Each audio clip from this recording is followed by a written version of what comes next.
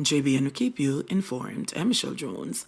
Before we get into the news, please remember to like, subscribe, leave a comment, and share the news with someone today. Now on to the news. 2 men detained at scene of fatal police operation. 2 suspicious individuals were taken into custody by the police at the dwelling where one other gang member, Roy Geddes, and his 2 associates were killed in a joint police-military operation on Sunday morning. According to Commander Senior Superintendent Upton Nicholson, the men were unable to account for their presence at the scene when Police Commissioner Dr. Kevin Blake and a team of officers visited the dwelling. Nicholson stated that the men will be processed to determine if they're involved in any criminal activities. Geddes and his associates, Akil Hales, 21, of Seaford, St. Thomas, who was wanted for arson and malicious destruction of property, and Jervis Barrett, 33, of Trial Heights, were killed after allegedly engaging the security forces in a gunfight. 1 officer was injured during the operation. 3 guns were recovered. Disc jockey shot and injured in Manchester.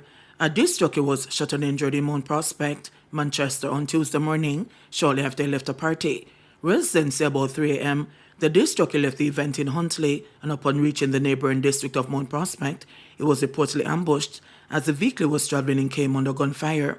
The vehicle, a Toyota Voxy, crashed during the gun attack. The injured man was taken to hospital, where he has been admitted for treatment. Residents say the disc jockey was booked for a party and that he is not from the area. Igler charged for allegedly posting inappropriate videos of women on social media. The police have charged 27-year-old Igler Richard Simpson of a Portmore Villa address in St. Catherine after allegedly hacked into a woman's social media account and posted inappropriate videos of her. He has been charged with use of computer for malicious communication in relation to the incident, which took place on Monday. The Denham Town Police say between 12:30 a.m. and 6 a.m., Simpson and the woman got into a verbal altercation. The woman later realized someone had hacked into her social media account and posted inappropriate pictures and videos of her. A report was made to the police, and the Simpson was identified as a suspect. After following several leads, detectives took Simpson into custody and charged him. A court date has been arranged for him. 3 charged following gun and ammo seizure in Westmoreland. 3 men have been charged following the seizure of a gun and several rounds of ammunition on Millers Avenue in Savlamar, Westmoreland on Wednesday, July 31. Charged with possession of prohibited weapon and unauthorized possession of ammunition are 33-year-old Colin Anarchy, otherwise called Black Boy of Darling Street in Westmoreland, and Nanny Path, Kingston 11. 26-year-old Jermaine Bradford, a livestock farmer and promoter of Millers Avenue, Savlamar, Westmoreland, and 27-year-old Jeremy Wilson, a farmer also of Millers Avenue, Savlamar, Westmoreland. Reports from the Savlamar police are that about 9:28 p.m., a team of lawmen on patrol in the area observed a group of men standing in a yard.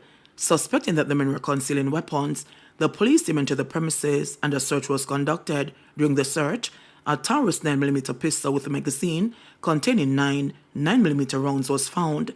The gun was seized and the men were taken into custody. The 3 were jointly charged following a question and answer session in the presence of their attorneys. Their court date is being finalized. St. Andrew mechanic to pay $2 million penalty after drug conviction. A St. Andrew-based mechanic who was convicted on drug charges has been ordered to pay $2 million as a penalty for his involvement in drug trafficking activities. Fernando Roy pleaded guilty to drug trafficking charges in 2019 and was fined $3 million and is sentenced to 18 months in prison. The Jamaica Constabulary Force JCF referred the case to the Financial Investigations Division FID to assess the financial benefits Roy accrued from his criminal activities. On July 24 this year, the Supreme Court issued a pecuniary penalty order under the Proceeds of Crime Act, requiring Roy to pay $2 million as a penalty. The FID says this conviction and penalty demonstrates its commitment to work with law enforcement partners at the JCF to combat crime. Beneficiaries of burial relief grants urged not to squander funds. Beneficiaries of the government's Hurricane Burial Relief Cash Grants have been urged not to squander the opportunity to rebuild.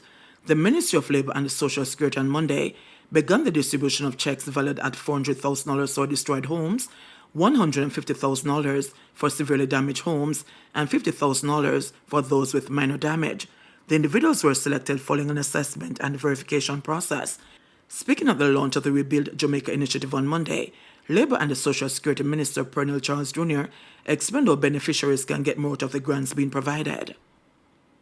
And the Rebuild Jamaica initiative is an initiative that will have a profound effect on our efforts. It will help us to structure our collaborations, and also we hope that through this initiative we will help to restore hope, to rebuild lives, and to renew communities with resilience and strength.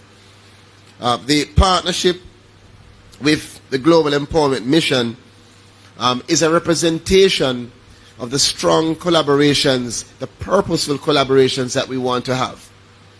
If the Ministry of Labour and Social Security provides for a beneficiary $150,000 and you have lost your roof, you can now elect through our partnership to put that $150,000 toward the labor cost, and GEMS will come in and provide the material and resources that are necessary to give you a new roof. That is turning the billion into 2 and 3 billion. That is what we call real purposeful partnership. But it requires you as beneficiaries to be smart and to be sensible, because you have the responsibility of ensuring that you get into those programs. And as we were just talking to MPs, it is now essential for us to call and appeal to all who receive these cash grants. You are responsible, you are accountable to ensure that it is used wisely and for the benefit of yourself and your children and your community. This is not to be wasted on foolishness. This is a time when we expect the consciousness of Jamaica to kick in. We will not have the opportunity to go in and parent every house. We expect that households that are assessed will be honest and truthful in ensuring that they work together with us. As much as we can, we will be partnering with GEMS, continuing the partnership with Food for the Poor and the others who will come in to make that 150 have an impact of 600, to make the 400 have an impact of 1 million. National Honours and Awards for 150 Jamaicans, Olympic champion Ansa Parchment, and the veteran dancehall entertainers Moses Beanie Davis and Rodney Bounty Killer Price are among 150 Jamaicans being bestowed with National Honours and Awards as Jamaica celebrates its 62nd anniversary of independence. The awardees are to be presented with their insignias during a ceremony at King's House in October on National Heroes Day.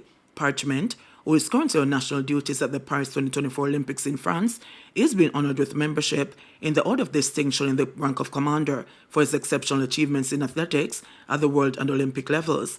Both Davis and Price, long-time rivals turned friends, are being hailed for their contribution to the development of Jamaican music and specifically dancehall, and are to join the Order of Distinction in the rank of officer.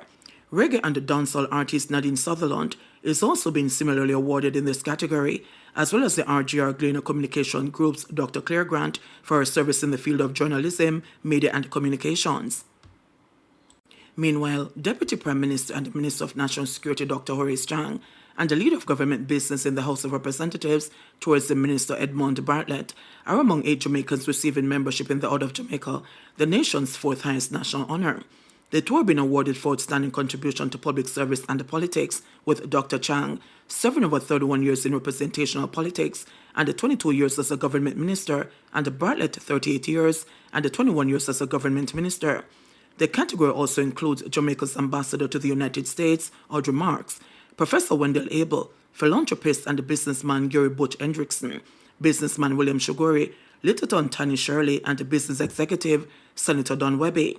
In the meantime, 30 Jamaicans have been honored with membership in the Order of Distinction in the rank of Commander, including Supreme Court Justice David Bartz for his contribution to the development of the judiciary, and the Police Commissioner Dr. Kevin Blake for outstanding service to national security and public safety. RGR Gleaner Communications Group board member and former banker Mina Israel is also to be honored for her services to the banking sector, educational development, and for public service. Permanent Secretary in the Ministry of Health and Wellness Dunstan Bryan, Caribbean Maritime University President Professor Andrew Spencer, Commissioner of Customs Velma Ricketts Walker, and Reverend Gary Harriott are also among the awardees in that category. Professor Rondolph Henry and Jeremy Hurst are the only 2 Jamaicans awarded the Badge of Honor for gallantry this year. A Medal of Honor for Gallantry has been posthumously awarded to Constable Ricardo Fairclough, who is reported to have, earlier this year, displayed great courage in the face of extreme danger. Constable Fairclough is said to have gone above and beyond the call of duty to challenge an armed man who shot and injured a vendor in St. Anne on April 15. He was shot during an ensuing gun battle and later died in hospital. The Badge of Honor for Meritorious Service has been awarded to 35 Jamaicans, while 36 have been awarded the Badge of Honor for long and faithful service. JBN, we keep you informed. Please remember to subscribe, like, share, leave us a comment, and click the notification bell to receive our daily news items.